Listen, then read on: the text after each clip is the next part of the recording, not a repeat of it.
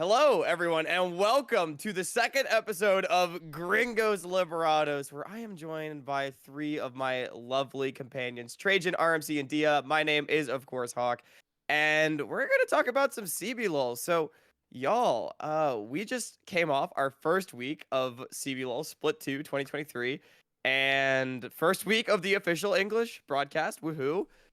Pretty good stuff all around. And I don't know, like, just right off the bat, what are we thinking? How are we feeling about how things have been going?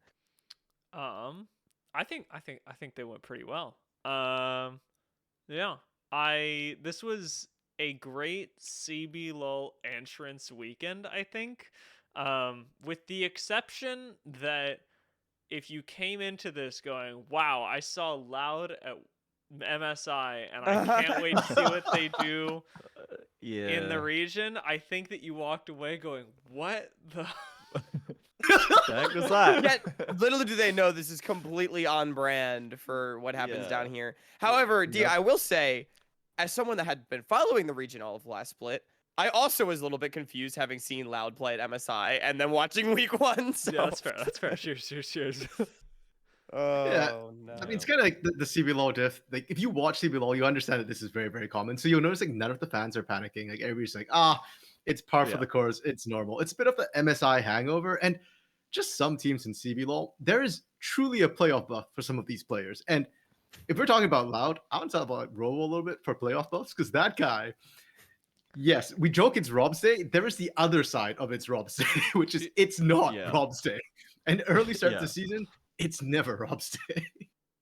No, man, this was the most anti-Rob's day. Like, we've seen some rough starts, but literally within 5 minutes of the split, he has died twice. Yeah. Like, once at the enemy Wolves, once in a solo kill battle against, like, the other best top laner. I don't know, man. He was really, like, introducing everyone to Rob's day as quickly as possible. Like, no, don't come around here expecting something, all right? This is what we do here. I am just gonna die already, and then I'll solo kill him afterwards, just to get the full circle already in the first 10 minutes of gameplay. Yeah, I will say that, like, as a viewer of other regions as well, if I saw a team play like Loud played today, and then I tuned into this podcast and was told it's okay, they're going to be good in playoffs, I know these guys are running massive amount of Guys, I copium and they swear. have no idea what the game is. So, Oh. like Robo makes me gaslight myself because of things like that, because he does show up Yeah. frequently, but every split I go, surely this one, it's over. And the best Yeah. part, Yeah. best part, of course, is that Robo was doing this like on his signature champion as well, at Oh my least against Yes. Kane. So Yeah. we can get into Loud a little bit more later, though. We do have a bit Mm. of a topic about that. But I mean, across the board, do you all have any like favorite moments from the first week? There were a lot of crazy games, especially day one. Uh, every game felt back and forth at some point or another. Maybe Trajan, I'll come to you first. Yeah. What was your favorite moment from this past week? Maybe any time Natuno was on my screen, honestly. I think just watching him play was like, this is the guy, all right? We came in, we saw Robo do his Robo thing, and we were like, shoot, we forgot which region we were in. But then Natuno comes in, and we're like, okay, this guy is literally 1v9ing. His team is like having ups and downs, but he goes up to a team fight, and the guy is just unbelievably cracked all the time. So much like maturity in his play already shown, plus aggression. This guy is really the full package. So literally every time with Tuno, the man gives me faith. The man gives me so much faith in the CBLOL just by himself. I love watching this guy. On the other, not other side, on a actually very similar side of that coin, I really liked day 2 where Furia went up against Pain, because I think that Natuno's obviously very good. I really liked seeing how IU would adjust to ADC, because I had a lot of doubts. I really liked his support pool, and I knew that he was mechanically talented, but seeing the way that IU and Furia were able to navigate two different kinds of compositions, one where IU was scaling and then one where he was playing this hyper aggressive Lucian Nami lane, and was able to shut down Bvoy for Pain Gaming, was really impressive to me. I think it was a game that showcased a lot of good in Batao and Goot as well. I don't have enough Yeah. good things to say about them, so I think that just as like an expectation setter, that day 2 Furia game was probably my favorite. Yeah, that's fair. And Dia, if not for the fact that it was Pain kind of getting dumped on there, I too would appreciate that game a lot. I think Pain's draft raised a lot They of questions dumped for me, though. themselves, man. What is the Yeah. Malphite doing there? What are they doing with this one, man? I actually sprinted it. Yeah, but you know what? I don't want to think about those moments. I want to think about moments that stood out to me. And the game that stood out most to me was probably the Los Grandes versus Liberty game and how clean Los Grandes closed that out. Natuno looked absolutely stunning, but what really stood out for me was sort of the shot calling in that game. The way it went from CBLCK, where nothing happened in the early game, and on a dime, they turned it. Los Grandes, zero hesitation. It's not something that we can necessarily just say, oh, or just looking at the game, say, oh, this player had no hesitation. But just as a team, their shot calling, their comms must have been so clean to close out the game. Our fastest of the split at 25 and change. Yeah. I know there was a lot of good stuff happening for those teams. I think my favorite moment, my moment's going to be a little bit more specific. I just loved watching B-Void drop a nuke on Aphelios in the very first game of the split. Like, Loud trying to perma-dive him bot lane and not having it work. And then especially when around the Baron, it looked like Loud might be able to bring it back. And then B-Void just Gale Forced in and killed everybody. That was hot. That was So, sick, Yeah, man. yeah, I was a big fan of that. And in general, oh, go ahead, RMC. Yeah. No, I was just gonna say like, that's B-Boy things, right? He just goes in and B-Boys over everybody. I'm also super happy because in the finals, B-Boy had a mental block and he flat out said, like, after playing against Root, hey, maybe I can't play Lucian anymore. Like, Root destroyed B-Boy's mental. So going into game 1 against Root, I am so glad that he had that pop-off game. Hopefully that resets his mental for the split. Well, and RMC, I know you're probably happy about this because you were a big B-Void truther at the end of last split when we were doing our end of split awards. Like his second half split stats were crazy. Starting up the first half of the split, looking pretty damn good too. Maybe it's time. Maybe that adjustment period after coming to Brazil. I don't know. I gotta say, Pain is the original Loud. And we're talking about teams that do not perform in the first split and pop off in the second split in playoffs. Playing at the OG team to do it. So temper any expectations you have of Pain. Like they'll do okay in the first half. Wait till the playoffs. That's when they always really pop off. Yeah, temper your own expectations because Lord knows the fans will not. The fans will not temper their expectations at any point. You mentioned that it's week 1, Robo's running it down, no one's panicking. Pain are panicking permanently, always. Apparently the fan base is always like, no, it's ruined, we're dead, it's over. Every time someone like dies in like a 3v2, they're just like, nah, blow the team up, it's done. The Pain fans expect a lot, we can say this, and as MC says, they do always turn it on, and they've been second so many times. They're a really successful org and the players are really good, but like that's the one fan base that is just like, no, you must be perfection or you're fired from the Twitch chat every time. It's crazy. Fair enough. I feel like this is a perfect segue, maybe. Dia, do we want to bring up the standings real quick and talk about what teams are where so far? See if it works. Just click a nice button. Look at that beautiful transition. For those of you that are just listening to the podcast, in first place we got Los Grandes, Red, Canids, and Viva Kate Stars all at 2-0. In the middle of the table, Fluxu, Furia, INTZ, and Pain Gaming at 1-1. And Kaboom and Liberty bringing up the rear with Loud also down there, as we mentioned. Reigning split champions sitting at the bottom of the table. Definitely not maybe what we were looking at, but I mean, gentlemen, what else is standing out about this? Hold up. That's not even the most shocking thing on this to me. Dia, I love you, but light mode? Oh, yeah. Do you is dark mode? Can you dark mode away? Wait. Yes, can you dark? Can you? I didn't actually know this. You can dark mode Leaguepedia? This bottom row of quote-unquote casters don't even know to dark mode Leaguepedia. What's going on here, guys? This is, like, come on now. So weird. I feel more betrayed right now than watching Pain make a 3rd consecutive finals fail. This is kind of wild. All right, so I've discovered some new tech. I don't know if I'm going to use it, honestly. I got so used to the light mode. See it. Oh, this is weird. I'm kind of with weird. I feel like there's light mode there are too many colors. You can see the colors more. Yeah. And like you know what else is weird? Blue. Yeah, tell me. Right? Just to wheel it on back to what we're doing here. You know what else is weird?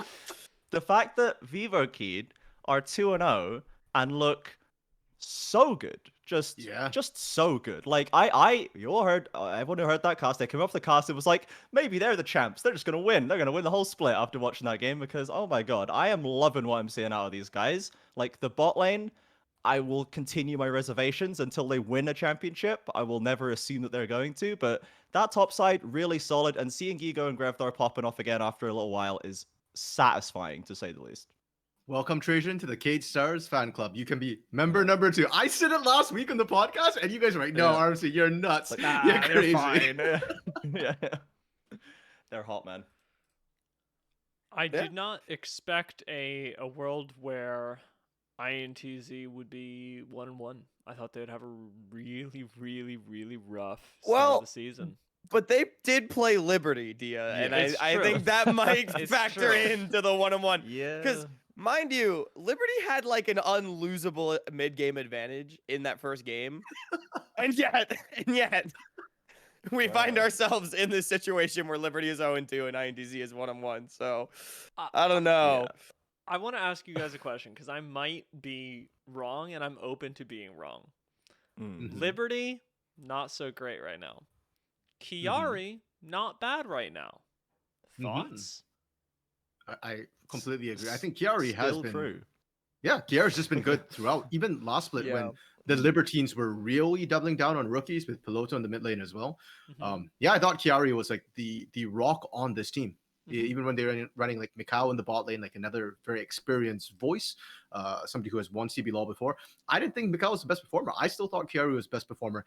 Always has been since its Renska days till now. Yeah, I Kiari's think kinda hot. that was the like. Whenever I was like, oh my god, Liberty, it was because Kiari was doing Yeah. something good, and I just hadn't expected it to be even that different. I thought that Kiari would just sort of go down with the ship. But point of hope there for Liberty. It's Meta's not favoring them, like- but Sorry, I made a mistake. The Mikau team wasn't CBLOL Liberty. wasn't That was Liberty. CBLOL's team. My bad. That I was thinking of. Yeah. Yeah, sorry, I got them And swapped up. CBLOL equally- not official, but yeah. An equally important event, yes, but not this one.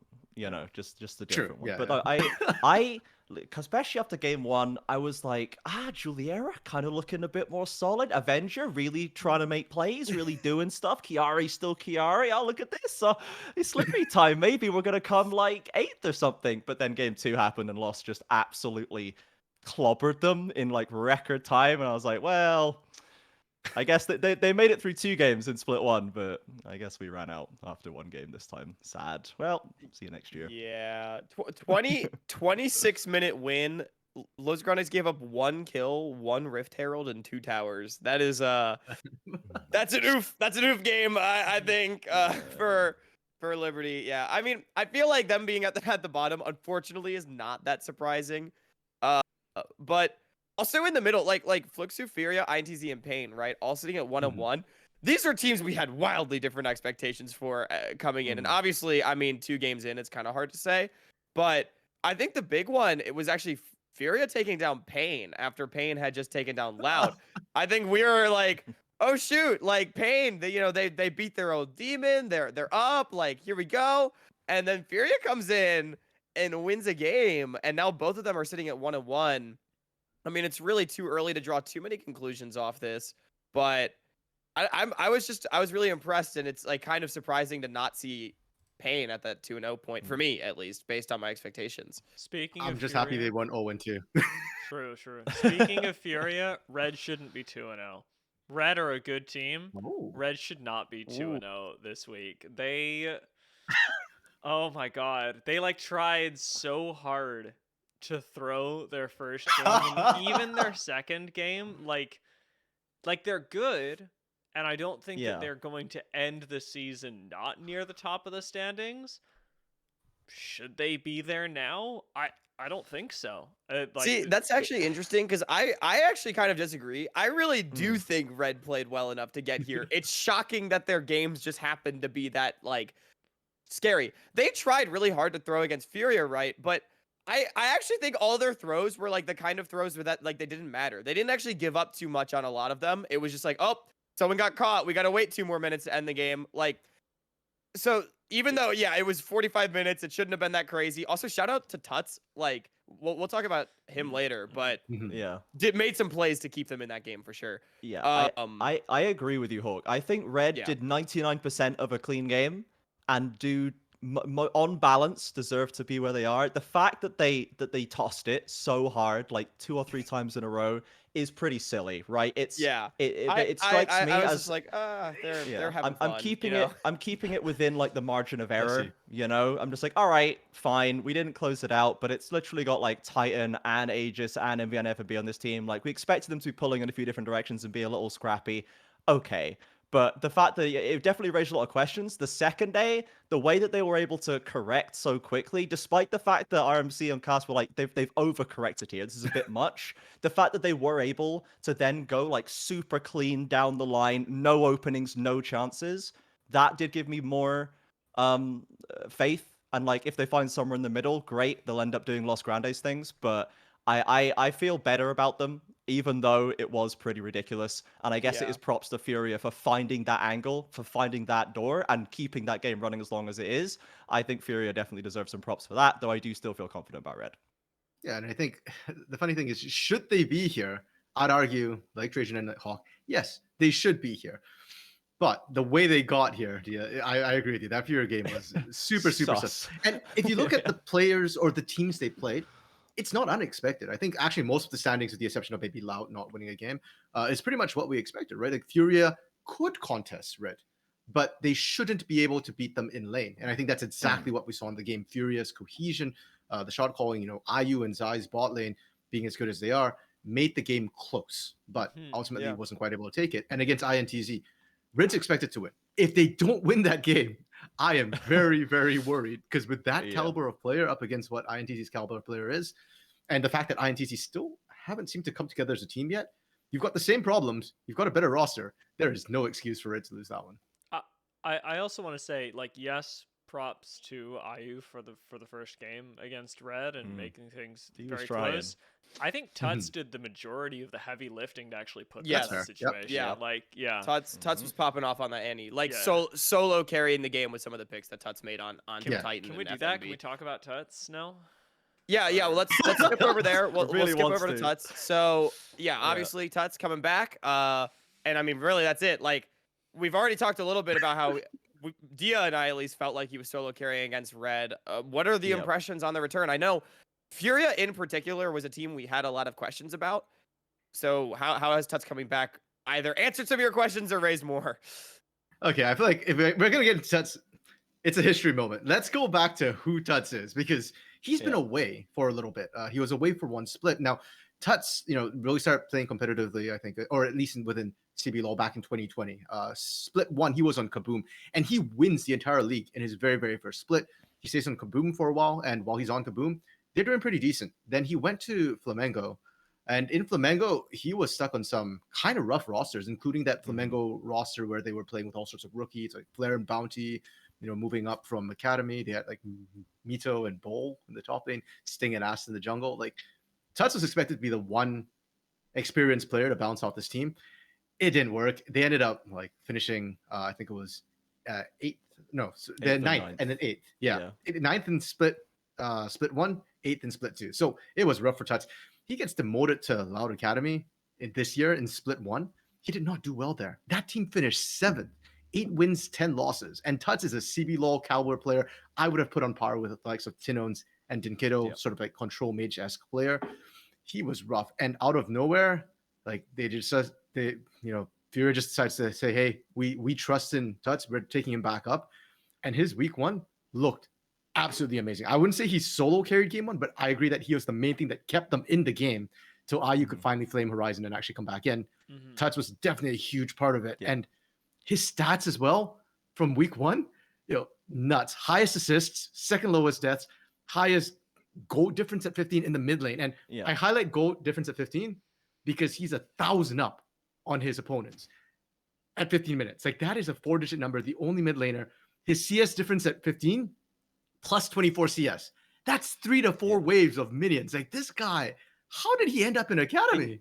including against Inkedo and Envy, right? These are against Yeah, like, exactly. the best mids, and he's just like gapping And them he was incredibly counterpicked hard. by Envy as well with the Yeah. Casio, which Yeah. He I have opinions about Envy's Casio. I was not Yeah, impressed by that, the- but however, point remains. Yeah, the long and the short of it for Tuts for me, Tuts is the man. All right. After this week, Tuts is the guy. He is him right now. After that week, Yeah. like the one stat that I picked out for him, right, was he's the only mid laner with a higher damage percentage than their AD carry in the league right now. In the most fun. egregiously bot centric meta that has been like this for so many months, Tuts is actually out damaging his bot laner. He's out damaging IU, who was like everyone's favorite bot laner, who is like the god bot laner that everyone is praising right now. Tuts is doing more damage than him, and On he's Annie, doing all by of the these way. important On on Annie. Annie, and he's doing all this amazing playmaking, and like he is clearly once again has been a Yeah. veteran, whole tent poling in a skillful new rookie roster.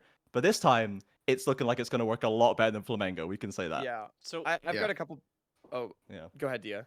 I was just gonna say, Hawk raises an important question. Is it Annie? Because Annie is very working. strong.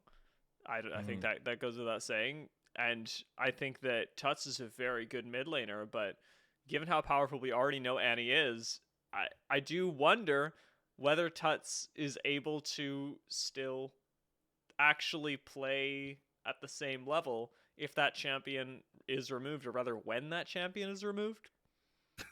So okay, so that actually kind of goes in perfectly to what I'm gonna say. First of all, just to talk about Tuts coming up real quick as well. RMC was talking about the history. Tuts is also the only player on this Furia roster that has not at some point gone through their academy system at a point in their career. So that also speaks to the belief that I think like they had in him. Everybody else had been with the organization for some period of time, which I think is kind of interesting. In regards to the Annie question that Dia raises, I think it's not just the Annie because Tuts has been playing visibly with so much confidence as a playmaker and as like a seeming leader for the team, whether or not he's actually the one calling the shots. The way he's been playing on the Rift, he's really been at the front of a lot of the stuff that's happening. And yes, Annie is a champion that sort of allows that kind of play style. This guy has been like a gremlin. Like, think back to the red game. Like, he was just like sitting in bushes, one-shotting FNB when he'd come up, Yeah. flashing on cooldown at Titan. Like, Well, I think that kind of stuff. Yes, that's Annie style of playmaking, but I don't see it as like, oh, he's playing a no hands champion and that's why he's allowed to do it. I see it as this is a player playing with confidence, and the champion is just like a vector for that. And I'm not personally would not be worried about him being on something else, but I'm curious to hear thoughts. Yeah, so the reason that I say that isn't because, as you said, Annie's a no hands champion. You know, you do whatever you want. I just think that it's because of the way that Annie's kit is, and you talked about it a little bit. You know, just like being able to run up to people and go, "Bah!" Like you can make 90% of the play, if not 100% of it, by yourself, and that's not true for every mid laner. Like if we sub in something that brings an equal amount of crowd control, like Alessandra, if we bring in Azir, if we bring in Victor, if we bring in even Ari as an assassin, it requires a lot more just literal time to do the thing that you want to do. And while Annie's like sustained damage may not be as effective, actually being able to make plays and allow the rest of the team to follow up on that is a lot easier on Annie, and I don't see that reflected in any other champion that Tuts would be comfortable on. RMC? Well, so interesting that you bring that up, Dia, because the stats are supporting what you're saying. So just for context, Annie's been picked 7 times, right? Twice of the 2 times was Tuts, of course. The average damage per minute for Annie is 706. To put that into context, Ari, who's the other one who's been picked a lot 4 times and has a very high presence, is 598 damage per minute. So there is a significant difference in their damage output. The only champion who's beating Annie right now in the mid lane is Silas, and that was just one game. Tinkedo just absolutely popped off on it. I'm not going to use that data. It's not enough. In contrast, Tuts' damage per minute, he does 33% of his team's damage, the highest of all mid laners, but his damage per minute is only 761. So he's not that far off average Annie damage. And I think that does raise the question of, can Tuts do the same thing on another champion? Because I don't think there But- is another mid lane But, champion. but that's which can do implying the though same that he if you- has to do insane amounts of damage to be successful though. I mean, Ari does less damage because Ari's a different champion. It's slippery, it's True. mobile, it has more pick potential. So I mean, like I definitely hear what you're saying, but I guess my point is like, yeah, Annie is probably enabling Tuts to go for the 1000 AP one shot enemy ADC strat, right? Obviously, that's what Annie does.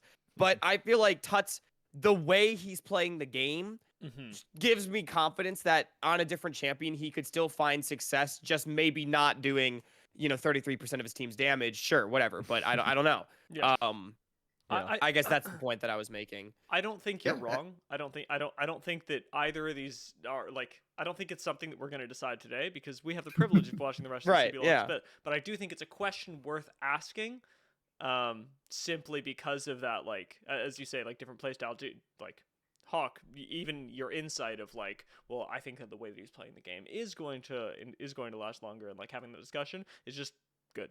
Yeah, Yeah, and definitely. I'm actually expecting to see teams start banning Annie a little bit because when I look at what was banned against Furia, it's a bit of a spread. Heck, they even banned a Volibear against Goop. Like, I really don't think you need that particular ban. You can't afford to switch it up. Can't afford to throw that Annie in there and pose that question to Tuts, right? Like, yeah, I agree. I think Tuts has played enough that he's been through enough metas. In fact, when I think of Tuts, the champion I actually think of is Oriana. So, he's definitely got other ways to play. But I would love to see Fury actually being forced to do that instead of Tuts being able to just coast on this Annie. The fact that people are banning Volibear against Goot, it implies to me that he is doing some business in scrims with this champion. Yes. Yeah, The that's champion is what not. Yeah. The champion is not bannable. It's just not. Like Yampi played it looked pretty good. It's fine, right? But like It's okay, it's not bannable. And like so Goot must be doing some dirtiness with it. And that actually fills me with a lot of confidence because Goot is True. someone that I had a lot of questions about. Just like to follow on from Tuts. Like Tuts is obviously a great leadership. He's making a lot of plays. He's like starting a lot of plays for them. But Goot is also a big part of that. Goot can also be that extra damage threat. If Tuts has to step back from doing most of the damage, Ayu is there, Goot is there. And if Goot is actually scaring people in scrims now, maybe we're going to see a bit of a better Goot from Split 1, because I was not a fan of Split 1 Goot. And that was one of the things that was holding me back on this roster was we know Ayu is poggers, we know Zai is poggers, we know Tuts has the chops, and then like Goot and Batal. So they're actually looking pretty good. And if people are scared of Goot, then this could be even more of a well-rounded piece than I thought. Well, I want to flow Go us ahead, into the Alka. next discussion because goes perfectly into what I want to talk about. So I want to do a little game with you guys Okay. where we're 1 week into the split out of 9. We've seen 2 out of 18 games. I want to hear all your way too early hot takes. So each of us pick a team and we're just gonna drop the way too early hot take about how the future of the split. And this goes in perfectly, this discussion, to my hot take. I don't even know if this is that hot, but I know Rude Dude, for example, said that Furia was gonna be solidly 7th. I said they might be borderline playoffs. I think we were all sort of in agreement with that on the last episode. So my hot take is that Furia will make playoffs. It's not a maybe. Furia is a playoff team. They showed me that in week 1. I don't need to see the rest of the tape. They're gonna make the playoffs. That's okay. Okay. I'm gonna propose a scoring portion of this game. Yeah. Okay. Are we gonna rate each other's takes? Yeah. Like Okay. what level of spicy? Like I can't eat this at an Indian food restaurant anymore. To like French fries. How spicy? Give me a food that's how spicy is Hawk's take. I think that's like a white person shana masala. That is a Nando's lemon and lime spice. That is mild. that is soft on the tongue and sweet in the belly, man. I love you, Hawk. After that game, game, it's a Maotai coconut curry. Like this is okay. All right. Fine. Well, I had another one. I'll save it so I can roast all your takes and then drop the bomb. Yeah. Okay. Yeah. Who goes All next? right. Who's Hawk? up next though? Who's up? That you pick. Oh, We're Dia, all- you know what? Since you decided to rate my team, you I'm dropped gonna a let minute, you you dropped a go minute. I didn't next. want this. Okay. I am going to decide that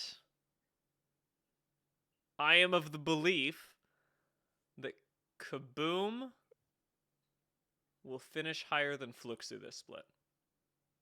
Whoa! Okay. Okay, that is That's- okay. That's spicy. That's not That is- not super dissimilar to what mine would have been, because I had a lot. I liked a lot what I saw from Kaboom, and I didn't like a lot of what I saw from Fluxu, honestly. So I might be on board. I might be on board with the spice. Okay. Okay. Yeah. Yeah. I still, Huck? for me, that's still like, that's at least like a nice like Cholula hot sauce right there or something. Okay. Like I would bite into that and I'd start sweating a little bit. Okay. Yeah, you feel tolerate that like one. spice is part of the experience, you know? Yeah. Yeah, Yeah. like I would still eat it. Like I think there's something there, Yeah. but I'm definitely like, whoo, yeah. Yeah. I don't 'Cause- know. I think it's something worth talking about, worth checking in on. In Yeah, future it is worth episodes. talking about because Yeah. I didn't really like what I saw from Fluxu either. But I also I gotta be honest, I don't like what I see from Kaboom. That's the Yeah. thing for Hmm. me, is I don't think this team has a carry, and I think that's gonna be a huge problem for them. Fluxu at least has Brunsey. Yeah. That's sort of where I'm at on that conversation. RMC, you might want to say something on that. Yeah, no, I agree. To me, this is kind of like it's a good authentic Indian curry. You know, like there is spiciness. It is spicy. Not everybody can handle it, Yeah. but it's also not like super shocking because I think much like Trajan, my hot take was actually going to be something in a similar vein. So Okay. Interesting. because of that, Okay. yeah, So Yeah, so, so, we you all know, we all kind of like Kaboom, hey? So Like No, even though we so- don't other like way, I don't Kaboom, trust we all Fluxu. kind of like Kaboom. I don't Yeah, it's literally no, the I same don't like thing. Kaboom. I just don't like Fluxu either. Yeah. I'm like- I don't think Kaboom is a playoff team. And so if the implication is that Flux is not either, okay, maybe, but I don't think this means Kaboom is good, Hmm. personally. Yeah, Yeah, like when I'm looking at Kaboom and I'm thinking like, how do they become a playoff team? I'm currently Mhm. looking at their roster. I'm looking at who their ADC subs are, and I'm like, do they have someone they could just like put in there that gives them some Why do edge you think here? Raven I is don't that think they bad? do.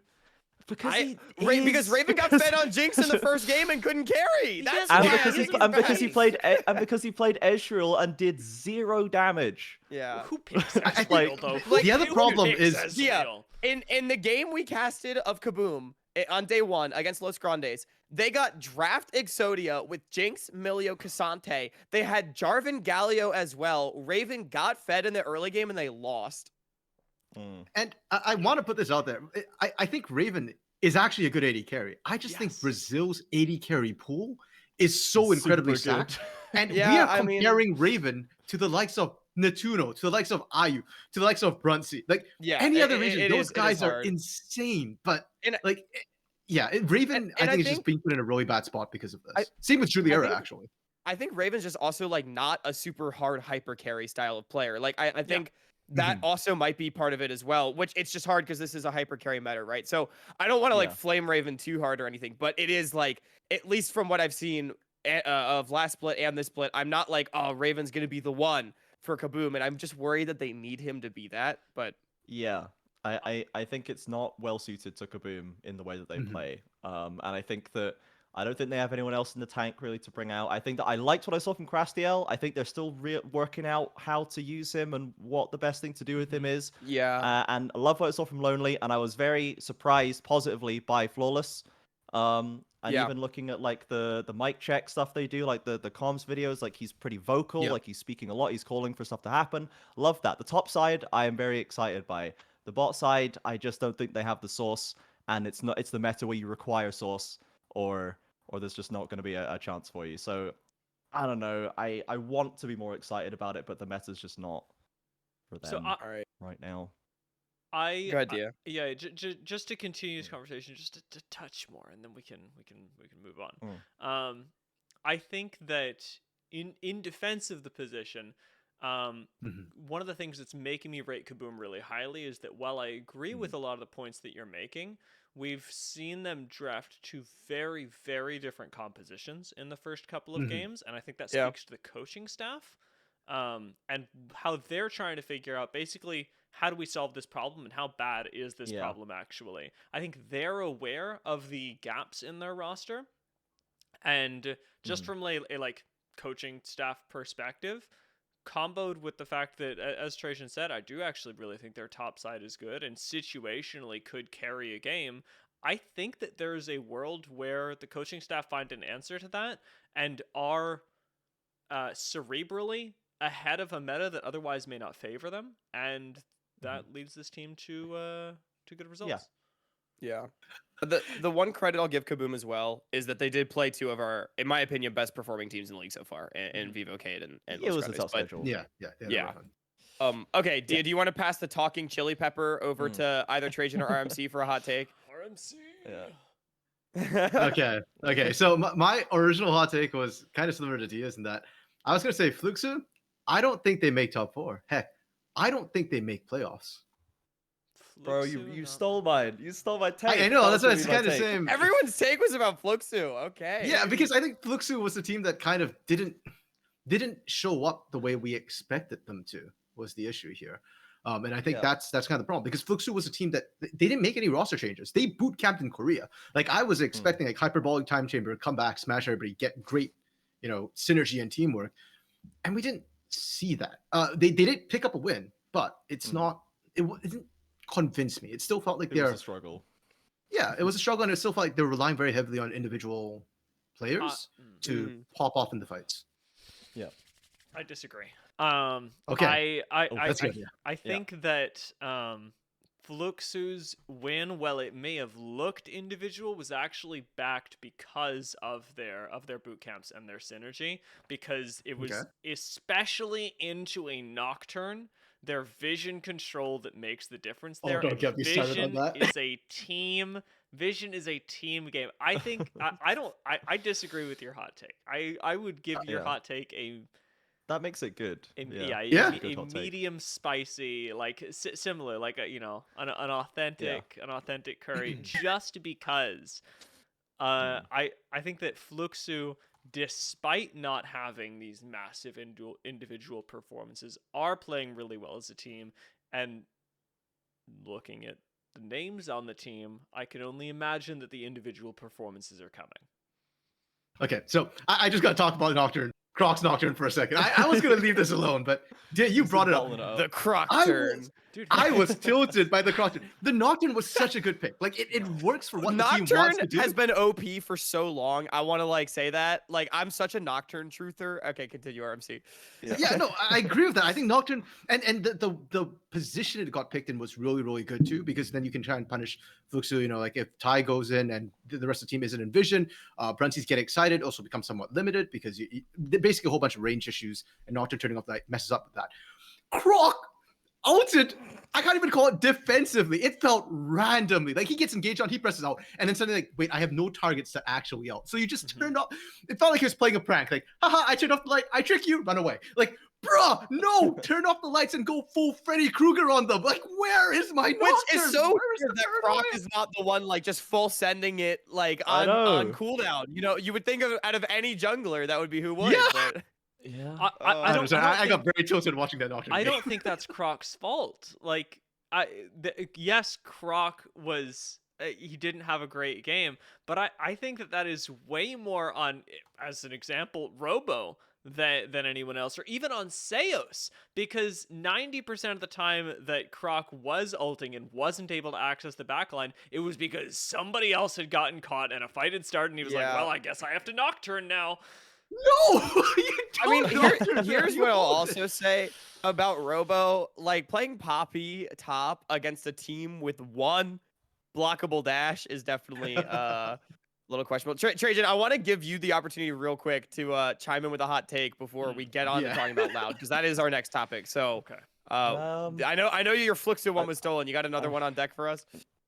I'm trying to decide with either Pain comes lower than 4th or Vivocade comes 2nd, after playoffs, Those are post full final result.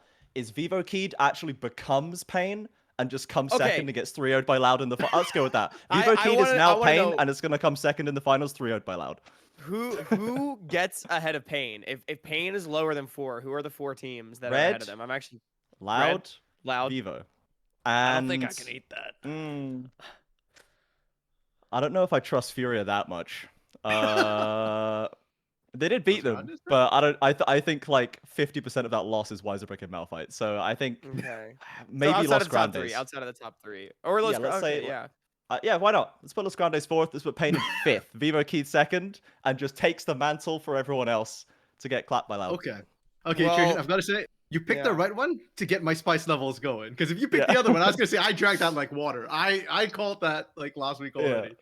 But Yeah. Pain fifth? No, I know I said Pain. Either win it or don't make finals. But fifth, Trajan? Fifth? Fifth. Honestly, I might be kind of with him because my other hot take was going to be that I think Los Grandes is a top 2 team. Oh wow. Okay. Los That one's spicy, Hawk. You Grandes. should have We opened would have it. gotten into I- that, but The maybe for Tuno next is time. way too fucking good, and I think look, they played the two teams that I think are pretty bad, Kaboom and Liberty. However, I actually really liked what I saw out of Los Grandes this week as a team. I think they played together well. I think they have a good idea. Trick did not suck. Ranger was a little questionable on the Blitzcrank, but that's okay. And overall, I think there's something there. So maybe not top 2. I'll walk it back to top 3, but I think Los Grandes is legit. So where they finished last split, basically. sure, but I mean, they blew up the roster though. Like sure, where they finished last split, but it's only Lava and Natuno in their same roles. Yeah. So. Anyway, all right. Does anyone else have thoughts on the Vivocade, Los second. Grandes, Pain Gaming train before we get on to Loud? Trajan, when will you learn? That's all I'm gonna say. How many splits have we done this? Death don't- taxes and pain and Yep. finals, right? Yeah. I don't think I can eat Vivocade getting second. I think that's. I don't think I tapping can out. either, That's too actually. spicy. I Why? don't think I'm What on makes that you train think either. Vivocade isn't great right now? Because I am on that train. Okay. Yeah. Oh, go ahead, Dia. Dia, go first. Yeah, It's not that I don't think Vivocade is great. I just don't think that they're second place material because again, I think that if right now we were to stop and go, who's the second best team? Yeah, Vivocade are probably the second best team. But like we Okay. have weeks, like many weeks, and I don't think that Vivocade age well. Yeah. Okay. I'm on a similar train. I think Vivocade is gonna get individually outclassed come playoffs time when some of these other teams have ramped up. But I think they're really good. Like I think Vivocade is a playoff team. I think they're good. I think they look great. Promising start to the split. I have very similar thoughts to Dia on that. Okay. Well, Loud. Sitting 0-2, bottom of the standings, dead last. Yeah. Are we worried? Well, you'll note that my Vivocade prediction still had them losing 3-0 to Loud in You the will final. note that, So, yeah. so no, Sure, you should I'm still not worry. particularly worried, you know? And like people who watched the first episode will remember that I said that Robo was the problem and is it time to replace him, etc., true, etc., yeah. right? And then we saw him completely sprint it down in game 1 and you know, that was a bit vindicating for me, but it is just the nature of Robo and I think that Yeah. Loud it just wasn't the same team playing. You just look at this like this isn't the Loud that wins playoffs and competes at international. It's just not the same guys. They'll show up at some point. They haven't yet. It's gonna happen. I just don't think it's yet. But no is the short answer, right? Is anyone else worried? Like really worried? Show of hands. Anybody worried about Loud? Anyone worried? Resounding Let the silence. record, no, let the no, record resounding show. silence, yeah. Absolutely nobody. See, Yeah. it's weird to say this. I feel like Loud just played so badly in week 1, like they were just inting. You know what I mean? Like it's not even like, oh god, like they look dysfunctional and like they seem like they have problems. It's like, nah, they kind of just inted a lot and like I feel like they can't can't won't have been do trying. They Yeah. can't have been serious. that. This is Like not Robo, possible. oh my god, the Wolves invaded game 1 was so cringe, man. It was like, what are you doing? Didn't they I- get I mean, Tino's let- Jace? They We did. get Yeah. Tino's Jace, Who yeah. does that, Why? Okay, Who whoa. gives Hold Tino's up. Jace? Tinones actually does play Jace. Like to give him credit, Tinones. I don't think people understand how long Tinones has been playing. Like he's been playing since 2013, 2014. Tino's Like, probably he plays ha- Yumi too, but you're not like don't give it to him in the mid lane. Like it's just not. Okay, no, do like not. he's played Jace 4 times and he has a 75% win rate on it competitively. So it's not like it's not like a Yubi where it's just completely out of pocket. Like he has done it. So I understand it's not what we've come to think of him playing, Yeah. but it's not shocking. He did it last split actually against INTZ. It was one of the games he pulled it out. So INTZ. Wow. And Okay, I- sure. okay, I'm whatever. not comparing Pain to INTZ, No, but just like I am, bro. They're both 5th and 6th. I think it's fair to say yes, this Shots player has played this champion and they have won on this champion. But when you think of how Loud works with Tinones, it's just totally different. And if you want to say that they're having a bit of fun, that's great. And if you want to say the coaching staff are experimenting, I can accept that. But if you want Yeah. to say that they walked into this split and went, you know what'll be really good for us this split? Tinones playing Jace, then you're So trolling here's me. my hot take. Yeah. It's I think experimenting. Jace is like off-brand control mage. That's That is my okay. that's my hot, like it's a team fight oriented pick. Okay, so the Okay, CC-less champion that pokes and all-in Yeah. bursts backline is an off-brand control mage. Please explain. Yeah, the only This to control I'm me. seeing here is a mind control. So please. Look, it Yeah. has long range, wave clear, and poke, and a lot of damage. The lack of CC, yeah, it's not really a control mage. Like it's off-brand. Like it's not a control mage, but like it has enough similarities where like I'm willing to let it slide. Like empowered Okay. shock blast. Tell me the Ugh. difference between empowered shock blast and like freaking Azir Q. Like nothing. Azir Q has a slow. Azir Q is a zoning ability. Like you Well, in places, Jace places you can't does go big through. damage. Like I don't know. Like It does make Yeah. I'm just we can't. You know what? I refuse Okay. to You're let right, this Hawks. go. The I biggest refuse crowd to- control of all is death. There is no counter to that crowd exactly. control. Thank you. Thank you. I disagree entirely with the facts that have Yeah. brought you to this conclusion. However, the Yep. Yeah. energy of this conclusion, I am absolutely on board for. Yeah. Thank you. Thank you. Maybe if Turtles Oh, didn't no. play it like a control mage, maybe it would have been better. I don't know. Maybe True, he's like, give me a Trajan, control true. mage, and his drafter is like, here's Jace, and he's like, that's not what I asked for. I asked for Syndra, bro. Why am I playing Jace? But I don't know. Yeah. All right, No, let's. I agree. I think that was just trolling around. They traditionally, by the end of the first round robin, they are usually around 4th, 5th place. Like they are literally middle of the Yeah. pack. And then we've seen them not even qualify for playoffs before. So to me, Loud, they like Pain are the playoff team. Like I don't care what happens in regular season to Loud, as long as they make playoffs, I think they're gonna go deep. As far as I'm concerned, Yeah. like literally regular season doesn't matter. All right. Yeah, Oh, I go think we ahead, go crank ahead. this because we've got more stuff to talk about. Yeah. Mm-hmm. Yeah. Loud, probably a playoff team. Hopefully for our sake, our sanity as casters with Playing hyping them Jace up. as a But control mage. okay, we got one more like mini discussion to have before we move Yeah. on to some week 2 stuff. So, y'all, we have a bunch of new supports that joined the league this year. 5 to be exact. That's been the role with the most shakeup, which is sort of why I wanted to talk about this. Just to rattle them off real quick, it is. Oh, hang on, I gotta go back to my rosters. Yeah, I got you. okay. For split one, Oh, go for it. Yeah, hit me. we had Zai come in, Nia come in. Technically Ayu, but he's role swap, so we don't count him. This split, the ones that we picked up is Ranger, who has role swap. First time he's Roll doing swap. support. Yep. Yep. Pro Delta, who technically has CBLOL experience, but not really. He was like a sub for a couple of games. And I believe 4 competitive games in his career, if I'm not mistaken. Yeah. yeah, understudy for damage. He's back in finally properly. And Frosty, who has no real competitive experience. Literally 0. Like his Leaguepedia page Yeah. starts with Red This. Canids like 15 days ago. So yeah, so lots of new supports. Who's impressing us the most so far? So wait, like list them again I'm so kinda I can curious. rank them. Yeah. Okay. So we got. Zai, Nia, and then Ranger, Pro Delta, Frosty. I I'm gonna feel take like the easy one just to and start say it off Zai. for everyone, Zai has to be 1, right? Like this is the gold standard for like rookie support. Yeah. It's got to be. I don't know. Okay, so wait. Dude, you don't I know. Count, I count more than 5. Yeah. Ranger, Zai, Nia. Oh, it's because I wrote Ranger twice. All right. I guess we know what Dia's answer is. Yeah. He's got Ranger on the brain. Yeah. Sorry, go on. Yeah. So Well, what's wrong with I'm Zai, curious to RMC? hear Why why hating? RMC is Why not hating a on Zai? Zai? Yeah. Okay, so no, don't get me wrong. Zai's really, really good, but Mm.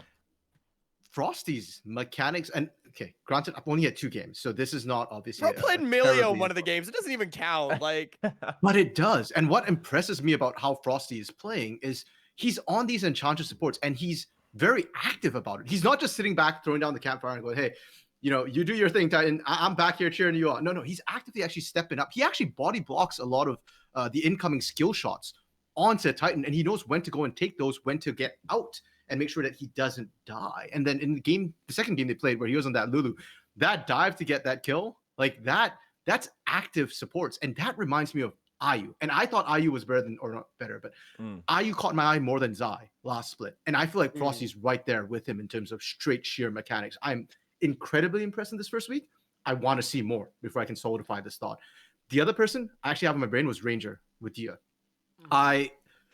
Ranger's in such a weird position because mechanically, if you look at his play, it honestly doesn't look that great. Like he looks like a right now. lower end support, but the way Los Grandes is playing right now is really, really clean. And from what I've heard from comms and what I've heard, in the interview and all that, it sounds like Ranger's their shot caller. And so Ranger moving to support role seems to have unlocked his massive Giga Brain to be able to control this team. And I'm Look, liking the look of it. okay, here's my thoughts on everything you just said. Lots of good Okay. points. At the risk of getting the entire CBLOL community to hate me before my second week of casting, I think Ranger on screen has been pretty awful. That's fair. the Yes. I Blitz- think he landed one the blitz. Blitz Cancel. was 4v5. Like that game, his team won 4v5. Straight up. He had one good hook when they were diving fountain. Yeah. And- Yeah. like, and, nice. and then the other game was Yumi. So it's like, okay, sure, you made Natuno look like a god real quick. Now, the shot calling thing, yes, Ranger, big leader, like big voice for the team. That is worth considering, but I just can't get past the fact that like eye test wise, Ranger has been a bottom half support for me. That's fair. Yeah. As far as the Frosty thing, I do want to agree with you. I know I was like kind of giving you a hard time. I was really impressed with Frosty's play. I in my own notes when I watch the games, I give out MVPs and aces to each team so I can remember who played the best in certain games. And I gave Frosty MVP for that first game against Furia. I thought the Amelia was really good. So as much as I was like kind of razzing you for that, I'm with you on Frosty. I think 2-game sample size, Frosty was really good. Yep. I would put Zai ahead of Frosty for now, just because Zai has shown us a full split of excellence. Sure. However, yeah. I'm with you, and Trajan and Dia, you can chime in as well. Like I think Frosty did play very well. I think he did, right? No one would deny that for sure. I think on the Ranger point, just like it seems to me, and obviously maybe Dia and 4i4 and other people who can actually interpret the comms a little better can help on this. But I think the lost comms are in like kind of simple basic English, right? Because they're dealing with Trick and Lava and everyone. It seemed like Lava and Trick were actually calling a lot. Lava specifically was calling a lot of like, now this has happened, now we're gonna back, then we're gonna go Baron kind of stuff. So I think that Ranger is like a part of that, but I'd hesitate to give him all the credit for the clean play. I think that the mid jungle is doing a lot of the work for them as well. And yeah, on screen it was not great. It was fine. Obviously he's not like losing them games, but we'll have to wait and see for him. I think that for me, the fact that the one thing that sticks in my head, which is what makes me say Zai still for favorite, is the playoffs of last split. Because that's when we that's saw fair, Zai not just playing Nami, not just doing what Ranger is doing and making Natuna look like a god, and actually being super active, playmaking in lane, playmaking in mid game, doing Thresh, doing like Nami, doing Enchanters, Engages, all of it. This guy, that was when it was like, this is the complete package, this is the MVP, this is the god. So I am still super high on Zai for sure. I think Zai and Zayu is a combo and a half. And I also just like, as a side note, thought it was really funny watching, as you mentioned, like Frosty's active, he's blocking skill shots and stuff. Watching IU blocking skill shots in front of Zai, like he's still got the support mindset. He's like, I need to take this damage for him. And it's like, yeah, you both know what it's like to be a support. So your synergy is right up here. I love that from them. So for me, So it what would I'm still hearing, be Zai. Trajan, is IU's up there too, right? Yeah, I For was best also support. up there as best support because he's blocking skill shots for his own support. So honorable mention for him. But yeah, Frosty definitely very impressive. And hopefully we get to see more from him because that could be another. The support pool could finally be deepening a bit, basically, because it's never been the best. Next week's podcast title is IU a better support than Ranger? Support than Ranger. And that's how we'll get That's the Twitter algorithm. impressions. That's what we get it. Yeah. That's Yeah, how we get so it. Okay. Go Go ahead, Dia. Yeah. Yeah, No. that's what it- You take it away. I've You done haven't this talked about traffic it. stop so many times. I I am that person who's like, no, go, and the driver's like, No, "What are we you need traffic. It's good. It's fun. doing?" Yeah. So I don't think Ranger has been that bad. Blitzcrank, yeah, I know, guys, I know. Like it wasn't awful. It was just like one of those Blitzcrank games. Yeah, it was where, like- It's just a it bottom was half performance. That's all. useless. Yeah. It was so Like, useless. I saw it and I was like, that's fine. And like I don't think that Ranger is like notably worse than most supports in the league, even after that game. but I don't think that he competes for top 2 against Zai and Frosty. And that's mostly because while there are intangibles that we can factor, like his shot calling, that's like based on things that we don't that aren't like rookie things. Like if we're judging rookie Right. supports, Fair. That's actually very true. that Yeah. like we're basing it off like Ranger's entire career, which like I don't know. Like I want to see how that plays out and continue to get those updates. It was really nice that we had the interview with him to like talk a little bit about that on the broadcast. I want to put much like everyone else. I think that Zai deserves to be up there. Frosty as well, and I think that the thing about Frosty is that you remember how at the start of the split there was a lot of controversy about Frosty being picked up? Right. Yeah. Yeah. Very quickly, this split, to his credit, I went, oh, that's why you would risk that for a support. Like that's why you would go through that. 'Cause I was really, I had no Yeah. idea. I was Yeah, like, yeah. we're just like pulling in somebody who's like, what, gonna play Yumi and like whatever. Like, do we really need to like, I don't know, have all this bother about it? But there's reason to have bother about Frosty, and so because he's technically Yeah. newer than Zai, I'm gonna put him above Zai. But like as the split goes on, that is absolutely the like matchup to watch for me. Yeah. Notice how we didn't mention Nia or Pro Delta at all. Right. I was Okay, about to say, I feel like We should. if I were to rank the supports right now, because that's what we're doing, I definitely like Zai and Frosty at the top. I think that's pretty obvious. I think Pro Delta has been solidly mid, and then I've got like Ranger and Nia a little bit lower, just in terms of like on-screen performance so far. Is that pretty good? Like we Yeah. didn't really mention Nia. I think Nia just like has not been the answer for INTZ, and Yeah.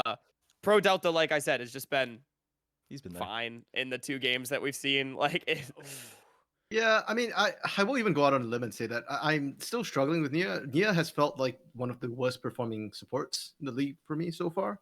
yeah, I'm with Nia you. dies a lot. Like it feels like he keeps getting caught out of position. And granted, with the INTZ roster, I don't know how much of that is Nia versus how much of that's like the team just not gelling together. But I'm struggling, man, Nia. Like I Yeah. need to see more from Nia, and it especially when you've got an AD carry like Ninja Kiwi who's like popping off as an AD carry, even still is doing like incredible amounts of damage. I think one of the highest damage shares for all AD carries. Yeah, like it's just weird to see Nia not be right there with his AD carry in terms of stats. Pro Delta, I love Pain. My big question for Pain was, I didn't feel damage should have been kicked. I thought damage was fine, and I was worried Pro Delta, who has been living in damage's shadow this entire time, whether he'd be able to fill the shoes. I'm okay with how he performed. I think he stepped up and filled those shoes perfectly fine. Did he exceed them? No, but I don't think that's what Pain needs right now, anyways. Yeah, definitely. All right, so that's a conversation on new supports. I think it's just interesting to watch, considering half the supports in the league are so new into the CBLOL, at least in that role. But we've talked a lot about what our impressions are from week 1, from the 2-game sample size. But we got week 2 coming up. If we want to bring up the schedule graphic real quick, gentlemen, where are we looking for our hype matchups this week? Where should the people be tuning in? I mean, you should be tuning in for the whole thing, but like, what's the big ones? End of day 1. Fluxo Furia, man. That's the one I'm looking at. I'm looking at that Yeah. very closely because we have so many questions about Fluxo, but they also have Brancy, who is putting up Mondo numbers for AD carry, and he looks like he's actually more engaged than last split. They give him tools to carry, and he does now. Also, IU, continuing, I want to watch all of IU's games because every time it's on the screen, it's kind of crazy. And I just want to see if Furia is legit and if Fluxo is going to actually continue being suspicious. And then the other one for me is Red Fluxo, just because Red have been a bit shaky and Fluxo have shown that they can punish. If you don't end clean, Fluxo will actually just take the game away. So those are the 2 that I'm looking at. So sorry, I'm writing them down so I don't repeat anything. What So are that they? you know which matches Both to watch. Fluxo So games. Both Fluxo games. Yeah, basically both Fluxo games. Okay. Yeah, I just think their opponents are very interesting matchups for this team, given what we saw in in week 1. Okay. RMC, what about you? Mechanically, I'm interested in both Furia games for very similar reasons. Yep, Trajan, that's where I'm Yep. at. Yeah, I think the But- Furia games are super exciting. that's mechanical, and I'm all about CBLOL's juicy gossip and the storyline. So I'm actually looking at day 2 Pain Gaming versus Vivo Cade Stars, because Trigo Damage, the former Pain Gaming Yeah. bot lane, also the only bot lane that has stopped Pain from reaching finals. And they're on a different team again. And I mentioned earlier, Paul Delta, he has always sort of been that understudy for damage, and now he actually gets a chance to play. If we want to see a test of how Pro Delta is doing compared to damage, what better than watching Pro Delta and damage actually face off? Do you Dia? want to go next, Talk? Oh, sure. Mine is gonna be day one, Pain Gaming against Los Grandes. I think that's a super hype matchup as well. Pain Gaming was the team that took down Los in the losers finals, and I just think like I'm not sure what to think of Pain Gaming yet after watching a 2-game sample size. I didn't expect them to beat Loud, and then I didn't expect them to lose to Furia. So I'm not really sure where I feel like this team is. And then Los Grandes, like I said, I'm actually really high on this team, but this is gonna be by far their biggest test of the split so far. With Furia coming the next day as well. So I am really interested in the litmus test and whether or not they can overcome the team that knocked them out last split. I'm sorry to say, Hawk, this game will not help you form an opinion on Pain Gaming. Yeah, There's no I point. think Wait I'm till actually- week five. Every data point is still data, even if it's garbage data. It's data. I'm gonna go with Hawk here, and say Pain Los and Pain Vivocade. RMC. It was for different reasons, but I think you bring up some really interesting points. Like I just think Vivocade are really good right now, and Pain so far have been, does one touch B-Boy or does one not touch B-Boy? And I want to see whether Vivocade stars can touch B-Boy. And I think that they can. And then for Los, I think that it's just like a really fun, like sort of not arms race, but just like who has the bigger AD carry. Yeah. And I think that's going to be really fun to watch. And so far, the matches that we have that have more than one vote are Pain Los, Fluxu Furia, and Pain Vivocade stars. It's a good weekend to be a Pain fan, or maybe a bad weekend. RMC, I don't. It's just a always a weekend, bad man. weekend. Pain's- It's always too stressful. It's just a constant nightmare all the time. But like, so I think it's very interesting that we didn't mention Loud Red, because Loud are the defending champions. Red True. are the super team that with Titan previous champion, and that so both the Loud Because games. This is gonna be a garbage game. Look, Trajan. I know, It is gonna look, be I an know. infest. Look, this is Wait, most let him go, risk let him go. reward. This is full risk reward, right? This could be absolute peak CBLOL, mechanical skill, nonsense, back and forth, crazy awesome, or it could be absolute dog water and be a 28-minute stomp for Red. And the other one I'm morbidly curious about is Liberty Loud at the end of day 2. Thinking, especially if Loud loses to Red and going into Yeah. Sunday 0-3. I'm gonna be like, So- because like I have it on my notes that like if they lose to this, the game's like it's not happy games anymore. We're no longer happy gaming. We are sus gaming, and we are like going, okay, Loud, it's not funny anymore. You even if you're not trying, you should be winning this game. So I think that the nice thing about CBLOL is that every match is going to be awesome to watch for a reason. Yes. And so I'd include both the Loud matches in that. I think the reason that I've selected the matches that I have is because they're ones where I'll be thinking about them over the next couple of weeks as well and allowing them to inform my decision. No matter what happens in Loud Red or Loud Liberty, it doesn't really change my opinion of the teams. Like anything could happen and it's going to be hilarious. See, I don't know if Loud beats Red. I'm like mostly with you, but I think if Loud beats Red, I'll be like, Loud is back, baby. Like, let's go. I could see that. I could see. And then they'll lose to Liberty the next day, and we'll all be really Yeah, and be like, confused. oh, that well, would be you know. the best timeline. Oh, that's the when we go dankest Loud's timeline. back, baby, to week 1. Then we Yeah. come back next Oh. week and go, oh, Liberty win the league. That's it. I think that's the only conclusion we can make from that happening. Actually, yeah. 100%. The year 2021 is starting to show a little bit of that Liberty bias. Oh my god, right?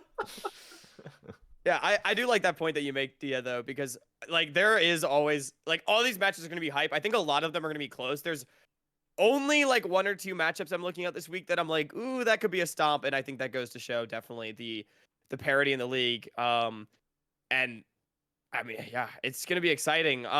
Gentlemen, I'll open the floor one last time. We're coming up on we're over our hour. Any other thoughts going into week 2 or just in general on the season so far? I don't think so. I think that I like talking for an hour because it's one of those things where like I never think that I have that much to say, and then we start podcasting, and then I'm like, I have so much to say. Yeah, So, we got Yeah. all the takes. We gotta yeah, dish them, you know. But I'm loving the CBLOL so far, and can't wait to yell about it. RMC. This is, you know, CBLOL has lived up to my expectations. Anything can happen anytime. So, you know what? It's pretty much exactly as I expected.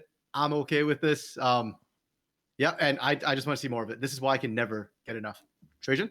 Yeah, I think that for me, I like watching all of our amazing native Brazilian AD carries pop off day in, day out, but I am very excited to hopefully at some point during this season have a meta shift back to where mid laners exist. Yeah. Because I don't Yeah. think a single mid laner in this league has left me coming away going, that was bad. I don't Yeah. care. I don't see anything new. I think honestly the mid lane pool is Yeah. really deep So right stacked. now, low key. So True. I Yeah. can't wait to get back to a mid meta so that we can have House versus Envy playing like a Kali Oh versus yeah. Kassadin or something. I don't know. That's what I'm waiting for. That's kind of Yeah. real, actually. Yeah. I'm with you. Well, you can find out if that mid meta's coming up in week 2. Spoiler alert, it's probably not. But it starts at, okay, wait, I gotta do quick maths. 7 p.m. European time, 6 p.m. Great Britain time, 1 p.m. Brazilian time, 12 noon Eastern time, 9 a.m. Pacific time, and all the other time zones in between. Be sure to tune into the official CBLOL English Twitch. You can see all of us covering the action. Y'all, the CBLOL is definitely a wild place in all the best ways. So many fun storylines, so many fun players, and as Dia said, a reason to tune into all the games. But this has been the second episode of Bravos Liberados. I've been Hawk. That's been Trajan, RMC, and Dia. Have a good day, everyone. Bye. Everybody say bye. Bye. Bye.